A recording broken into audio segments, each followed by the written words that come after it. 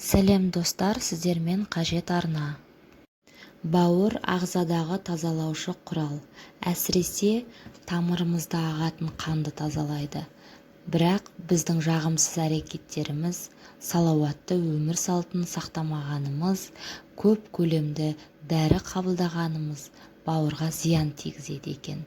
Салдарынан бауыр улы затқа толып жұмысын нашарлайды. Ол үшін не істейміз? Осы орайда бауырды дәрісіз қалай тазалаймыз деген сұрақты тууы заңды. Оған жауап ретінде мына әдістерді ұсынамыз. Өзіңізге оңай, ыңғайлы әрі тиімді түрін таңдап алып сынап көрсеңіз болады. Шөптер тұнбасы. Жарты литр қайнаған суға 3 ас қасықтан ұнтақталған итмұрын, бақбақ және қалақай шөптерін саласыз. Ыдыстың қақпағын мықтап жауып тұндыру керек. Сусын салқындаған кезде сүзіп алып, 1 ас қасықтан күніне 3 рет ішіңіз. Емді тамақтанудан 30-40 минут алдын жүргізесіз.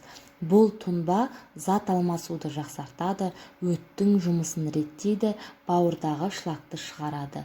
Емделу ұзақтығы 1 ай, араға 2 ай үзіліс жасап, емді қайта жүргізуге болады. Аталған 3 шөптің де атқаратын қызметі орасан зор. Итмұрын зат алмасуды жақсартып, өттің шығуын тездетеді. Бақбақ бауырды улы заттан, шлактан керемет тазартады. Ал қалақай өттің тез әрі дұрыс шығуына ықпал етеді. Сонымен қатар өт жолдарын шлактан тазалайды. Ендеше достар, дәріханадан қолжетімді бағада сатылатын осы 3 шөпті алып, бауырды жуыңыз. Бауыр шлактан тазарса, ағзаның саулығы жақсарады, көңіл күйіңіз көтеріліп, иммундық жүйеңіз нығаяды. Сәбіз шырыны. 2-3 дана сулы әрі балғын сәбізді шырынысқыштан өткізіңіз. Оған қант қоспайсыз. Дайын болған шырынды 200 мг минералды газсыз сумен араластырыңыз. Дайын болған емдік сусынды өте жай ұрттаумен ішесіз. Емді күнде таңертең аш қарынға жүргізу керек.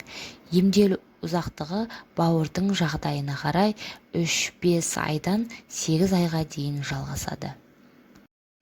Ақжелкен тұнбасы. 1 бума ақжелкенді тазалап, жуып алып, ұсақтап турайсыз.